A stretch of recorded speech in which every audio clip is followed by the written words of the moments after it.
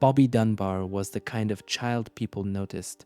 Blonde hair that caught the sunlight, bright eyes filled with curiosity, and an energy that never seemed to run out. He was the eldest son of Leslie and Percy Dunbar, a well-off couple from Oplausas, Louisiana, a town where everyone knew each other's names and life moved at a slow, comfortable pace. From the outside, the Dunbars had what many would call a perfect life. Percy was a successful businessman, and Leslie was the kind of mother who kept everything in order, her children dressed neatly, her home warm and welcoming.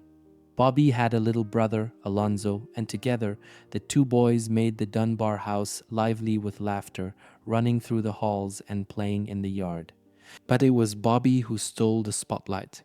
Neighbors would say he had a spark, the kind of charm that made people stop and smile when he ran past. His mother would often recall how he could talk to anyone, striking up conversations with strangers as if he had known them his whole life. He was adventurous, fearless. And that perhaps was what made what happened next even more terrifying. Because when a child like Bobby Dunbar disappears, it doesn't just fade into history, it leaves a wound, a mystery, and a question that still lingers to this day. What really happened to Bobby? The air was thick with the kind of summer heat that made the water at Sway's Lake seem even more inviting. It was a place the Dunbars visited, often a peaceful escape from the everyday routine. Leslie packed a picnic, Percy loaded up the family car, and with their two boys in tow, they set off for a day of swimming, fishing, and laughter under the Louisiana sun. Other families were there too, enjoying the warm weather. Children splashed in the shallow water, their laughter carrying through the trees. Parents sat on blankets, watching from the shore. It was, by all accounts, an ordinary day. Bobby had been playing near the water's edge, darting between the trees, exploring like he always did. Leslie wasn't worried, she had watched him do this dozens of times before. But as the afternoon stretched on, something shifted. The sun dipped lower in the sky, the golden light turning soft, and it was time to gather the family for the trip home. Only Bobby was gone. At first, there was no panic. Maybe he had wandered off, maybe he was hiding behind a tree or playing some sort of game. Percy and Leslie called his name, expecting him to come running back, laughing at the attention. But the silence that followed was deafening. Minutes turned to hours. A sickening realization settled in. Bobby wasn't just lost, he was missing. The laughter of other families faded. Parents gathered their children closer. Something was wrong, terribly wrong. The sun dipped lower, shadows stretched across the water, and as the first hints of night fell over Sway's Lake, one question burned through the air. Where was Bobby Dunbar? The moment the realization sank in that Bobby was truly gone, panic took hold. Leslie Dunbar's voice rang out over the lake, calling her son's name again and again. Percy ran toward the trees, scanning every inch of the wooded area that lined the water's edge. Other families who had been enjoying their afternoon joined in, their laughter replaced by worry. At first, there was hope. Maybe Bobby had wandered off, distracted by a bird or a rustling in the trees. Maybe he was hiding, playing a game, waiting for someone to find him. But as minutes turned into hours, the unease grew. The lake was the first place they checked. Men waded into the water, feeling along the muddy bottom with their hands, calling out as if the boy might suddenly answer back. Others spread out into the trees, pushing through brush, stepping over fallen logs, searching for any sign of a small boy who had simply vanished. And then they found something.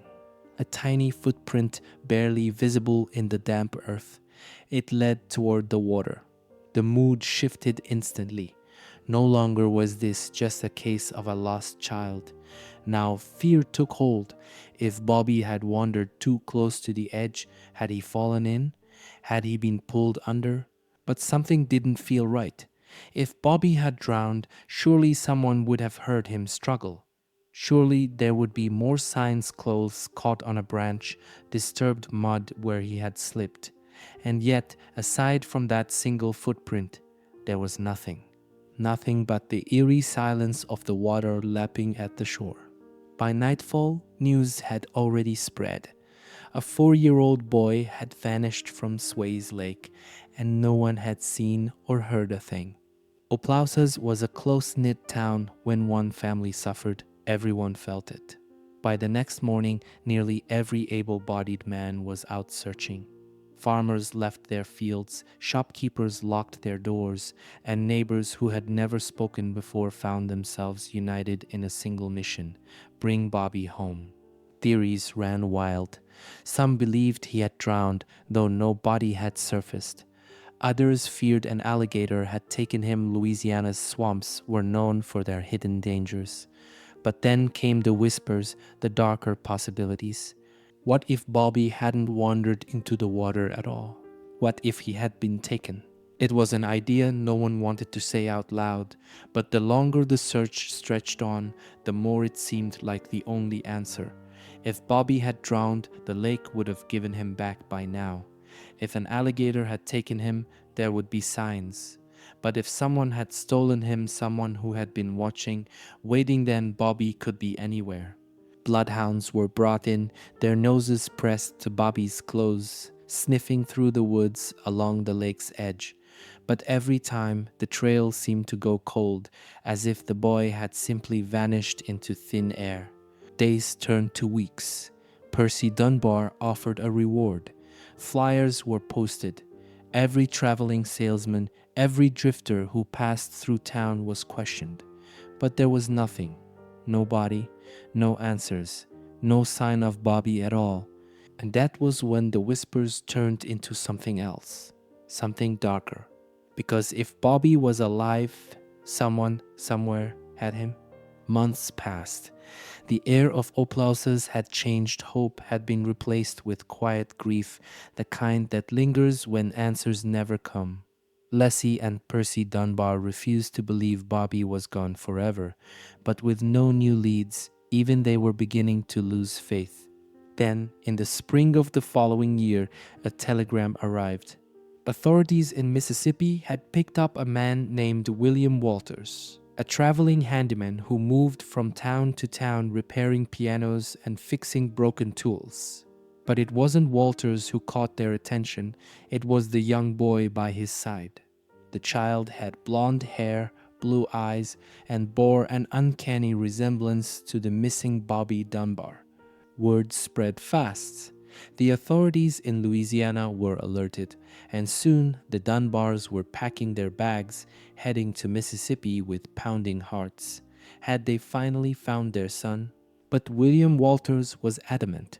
He claimed the boy wasn't Bobby Dunbar at all. His name was Bruce Anderson, the son of a woman he knew back in North Carolina.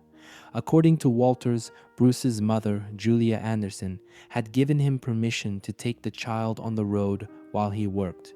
The authorities didn't buy it. A missing child. A drifter. A boy who looked eerily similar to Bobby. The pieces fit too well. William Walters was arrested on the spot, charged with kidnapping, and the child was taken into custody.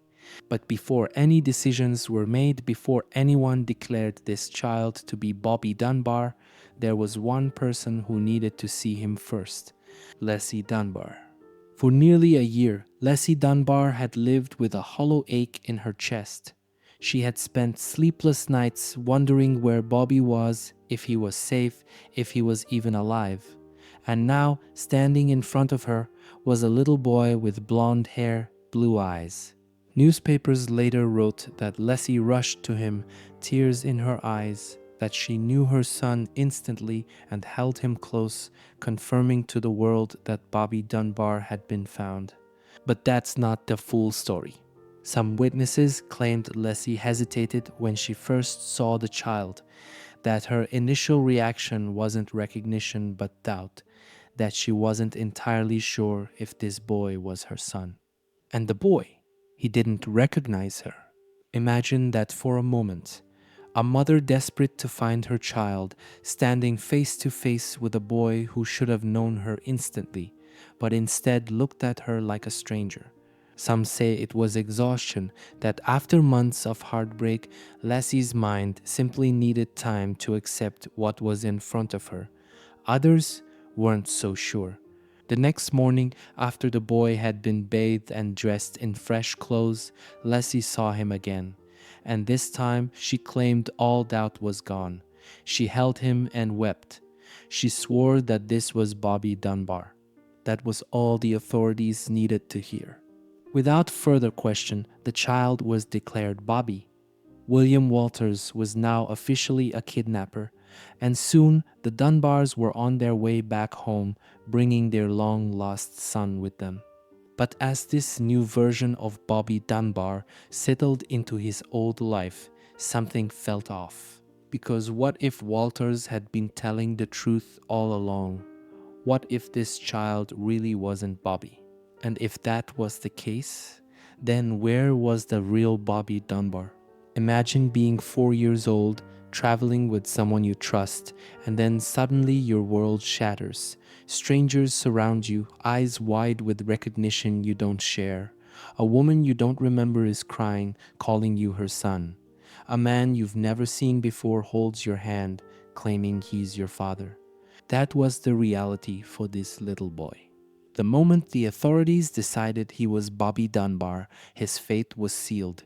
It didn't matter that he showed no signs of recognition toward Leslie or Percy. It didn't matter that he resisted when they tried to take him, that he clung to William Walters, the only father figure he had ever known. The newspapers painted a perfect story, a mother's unwavering belief, a joyful reunion, a miracle. But behind closed doors, it wasn't that simple. The boy sobbed when he was taken away from Walters. He resisted, fighting against the strangers claiming to be his family. When the Dunbars finally brought him home to Oplauses, neighbors noticed something strange. He didn't seem to remember his old house, his toys, or even his little brother, Alonso. Still, the town celebrated. There were parades, speeches, and parties. The Dunbars had found their son.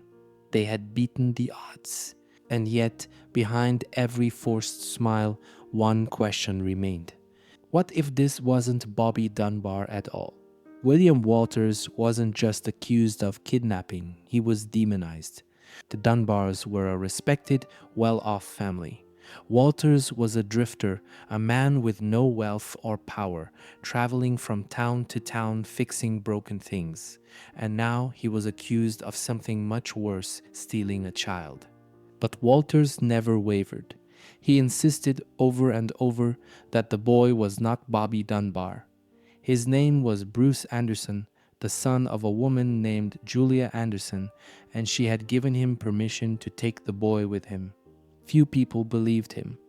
After all, the emotional weight of the case was on the Dunbars' side. They had suffered a tragic loss. They had searched for months. The world wanted to believe this happy ending. But there was one person whose voice had yet to be heard: Julia Anderson. She was a poor, single mother who had known William Walters for years. She told authorities she had allowed Walters to take Bruce on the road while he worked, something he had done before. She had never imagined it would end in an accusation of kidnapping. She traveled to Mississippi to see the boy for herself, to prove once and for all that he was her son. But when she arrived, she was met with hostility. She wasn't a grieving, desperate mother like Leslie Dunbar. She was a woman of little means, one whose voice was easy to ignore. And when she was finally brought to see the boy, she faced an impossible test. She was presented with several children and told to pick out her son. She hesitated. It had been months. He had changed. And when she wasn't immediately certain, the court took it as proof that she was lying, that she wasn't really his mother at all. From that moment, her case was doomed. William Walters was thrown into prison. Julia was dismissed. And the boy, he was sent back to Oplauses, raised as Bobby Dunbar. But the truth never disappeared. And decades later, when science finally caught up with the lies, the world would learn just how wrong they had been. Julia Anderson arrived in Mississippi exhausted, desperate, and prepared to fight. She had traveled from North Carolina, leaving behind everything she knew, just to tell the truth that the boy in question was not Bobby Dunbar.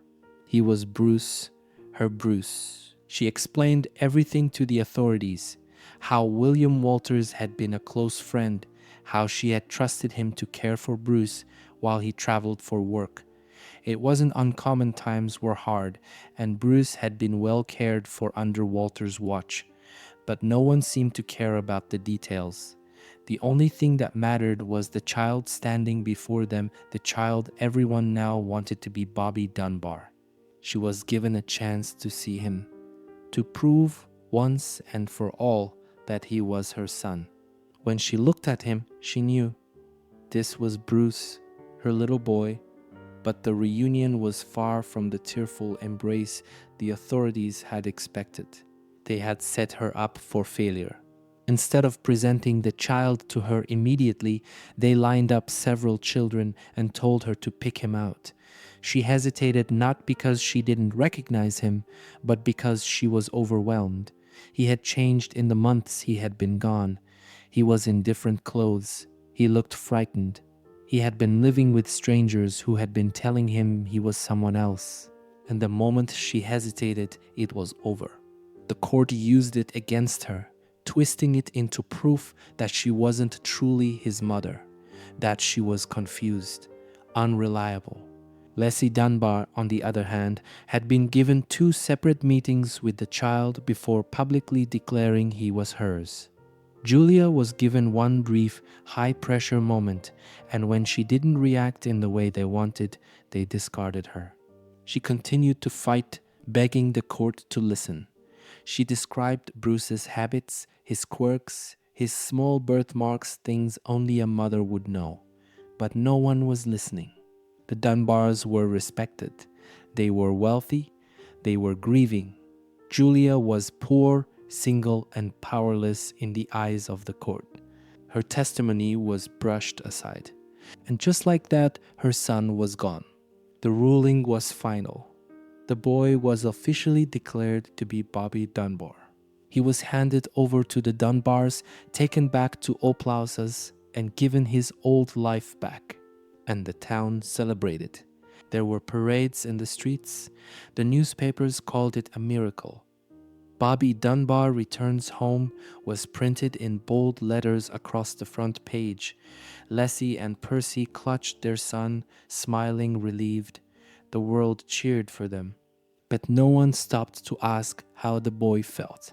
No one questioned why he didn't remember his home, his toys, or even his little brother, Alonzo. At first, people chalked it up to trauma. Maybe he had been away so long that he needed time to adjust. Maybe he just didn't remember certain things. But the more time passed, the stranger it became. He didn't recognize his own bedroom. He struggled to recall family names. His habits were different. Even the way he spoke seemed unfamiliar to those who had known the original Bobby. People whispered, "Was this really Bobby Dunbar?" The Dunbars dismissed the doubts. They had spent too long grieving, too long searching. They refused to let go of the belief that they had found their son. But the cracks were forming. And decades later, when DNA testing finally caught up to this century-old mystery, the truth would come spilling out in a way no one was prepared for. For years, people whispered. The boy who had been returned to Oplausas was celebrated, welcomed with open arms, but something about him never quite felt right. He played the part of Bobby Dunbar. He had no choice, but those closest to the family couldn't ignore the inconsistencies. His mannerisms were different. The way he spoke, the way he held his fork at dinner, even the way he responded to affection, it wasn't the Bobby they remembered. And yet, who was going to say anything? A grieving mother had found her son. A town had reclaimed its lost boy.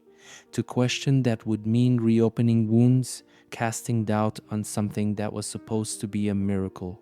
So they convinced themselves. They told each other that trauma had changed him, that being away for so long had erased parts of his memory, that in time everything would fall back into place. And slowly the whispers faded.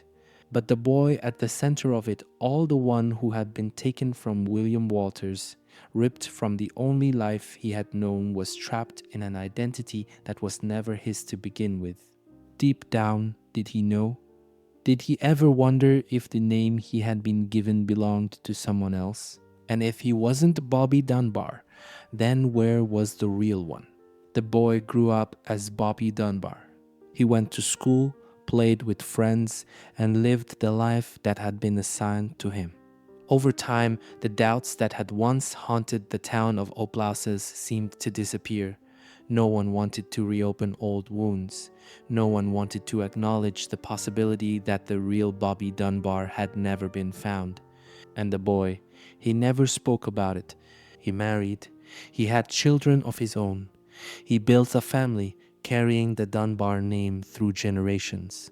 If he had doubts, if there was a voice in the back of his mind whispering that something wasn't right, he never shared them. Maybe he had convinced himself. Maybe he had been so young that the truth had been erased over time. Or maybe, just maybe, he knew all along but chose to bury the past, because by then it was too late to go back. And for nearly a century, the truth stayed buried, until the day science caught up with the lie. For nearly a century, the mystery of Bobby Dunbar remained buried beneath time, tucked away in old newspaper clippings and whispered family stories. Until one woman began asking questions. Margaret Dunbar Cutright, the granddaughter of the man who had lived his life as Bobby Dunbar, had always been fascinated by her family's history. But the more she researched, the more uneasy she became.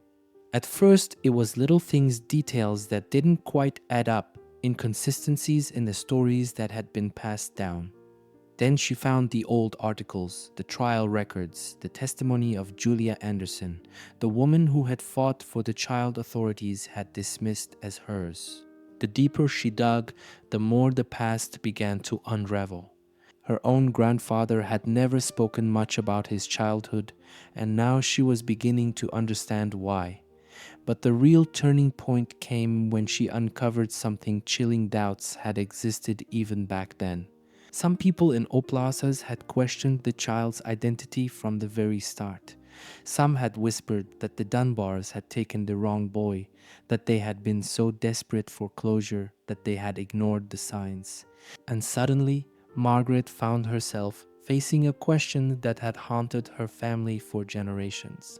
Was the man she had called her grandfather even a Dunbar at all? There was only one way to find out. And the truth was more shocking than anyone could have imagined. In the early 2000s, science finally caught up to the mystery. A DNA test was conducted. Margaret's father, Bobby Dunbar Jr., provided a sample, which was then compared to the DNA of a direct descendant of Alonzo Dunbar, Bobby's supposed younger brother. This was it, the final answer. The results came back. No match. The boy who had been returned to Oplauses, the boy who had lived his entire life as Bobby Dunbar, was not a Dunbar at all. He had been Bruce Anderson all along. William Walters had been telling the truth. Julia Anderson had been telling the truth. And yet their voices had been ignored.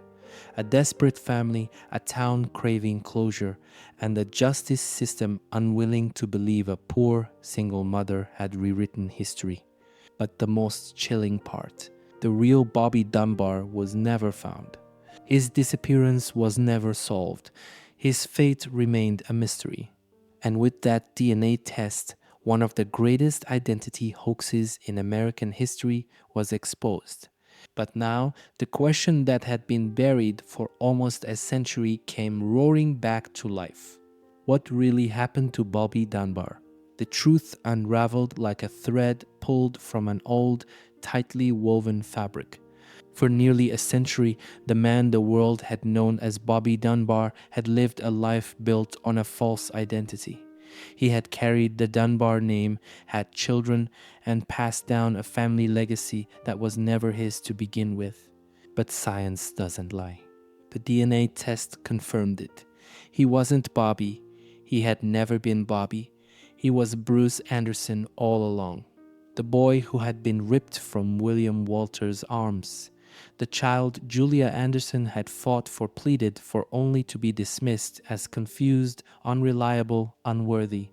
She had lost her son to history. And William Walters? He had been wrongfully imprisoned, condemned as a kidnapper, and labeled a villain by the newspapers. He had protested his innocence, begged people to listen. But no one had. He spent 2 years behind bars before his case collapsed, because even without evidence, the weight of the Dunbar's power had already destroyed his reputation. Now, a century later, the world finally knew the truth. But knowing the truth and understanding it are two different things. Because if the boy was Bruce Anderson, then where was Bobby Dunbar? The revelation left a chilling hole in the story, one that still hasn't been filled. The discovery of Bruce Anderson's true identity should have brought closure. But instead, it reopened the most haunting question of all. What really happened to Bobby Dunbar? If he had never been found, that meant his fate had been erased from history. No trace, no body, no answers. Theories resurfaced, each one darker than the last.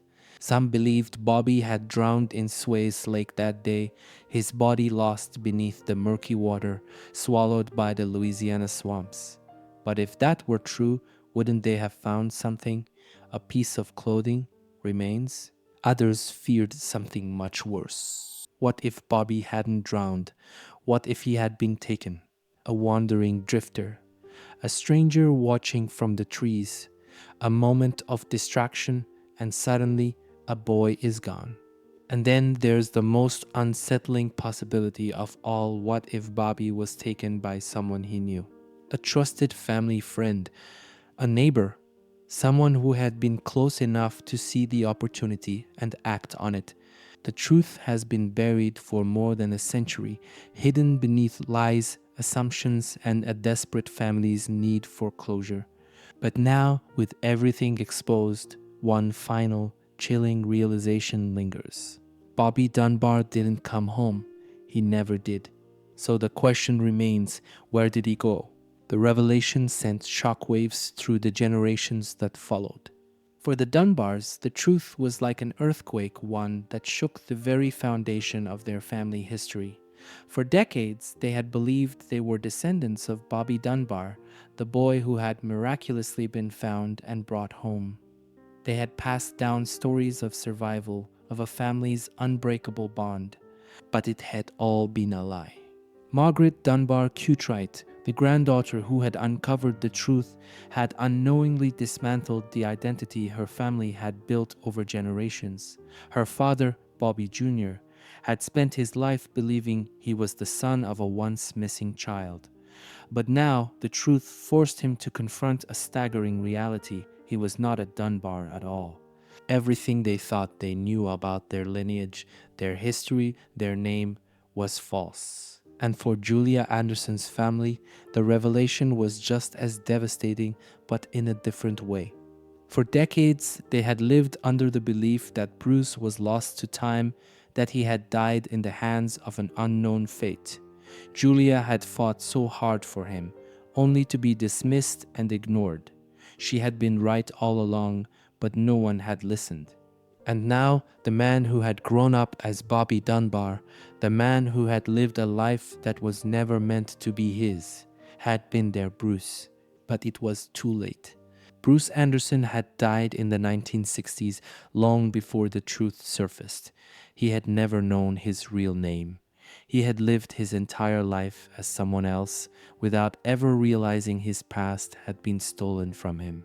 Two families, two shattered realities. One built on a lie, The other denied justice, and at the center of it all, a child who had vanished into history, leaving behind nothing but an empty space where his story should have been. Time is the enemy of unsolved mysteries. Memories fade, witnesses die, clues are swallowed by history. And with over a century gone, Bobby Dunbar's fate may never be known. No remains have ever been found, no definitive clues exist, only questions without answers. Did he drown that day at Sway's Lake? Some believe so, but the lack of physical evidence makes it hard to accept. Was he kidnapped? If so, by whom? Was it a crime of opportunity, or was there something darker at play? Or is there an even more disturbing truth hidden somewhere in the folds of history, one that was never meant to be uncovered? The real Bobby Dunbar disappeared without a trace in 1912. And even with all we know today, the eerie void where his life once was remains untouched. A century later, his story still lingers like a ghost, a story that refuses to rest. Some stories refuse to be forgotten. This case is a perfect storm of grief, injustice, and fate, one where truth was twisted, voices were ignored, and the innocent suffered the most. A mother's voice dismissed Julia Anderson knew her son, but her pleas were drowned out by a wealthier family's desperation. A man wrongly accused William Walters, whose life was ruined for a crime he never committed, simply because no one wanted to believe him. A child stolen Bruce Anderson, taken from his mother, forced to live a life that never belonged to him, his real identity erased forever. And at the center of it all, Bobby Dunbar, the child who was never found. For decades, the world believed in the happy ending, the lost boy who was miraculously reunited with his family. But that story was never real. It was built on assumptions, fear, and the desperate need for closure. And in the end, the real Bobby Dunbar was lost to time. The tragedy isn't just that he vanished. It's that history rewrote his story before he was even given a chance to be found. Now, more than 100 years later, the mystery still lingers. Bobby's face is frozen in time, just a black and white photograph of a boy who should have had a future. But instead, he became a ghost, a question with no answer. And that leads us to the final chilling thought. The truth has been exposed. We now know that the boy returned to the Dunbars wasn't Bobby. But that only brings us back to the real mystery. What happened to Bobby Dunbar? Was the Dunbar family so desperate for closure that they ignored the truth that their son had never been found at all?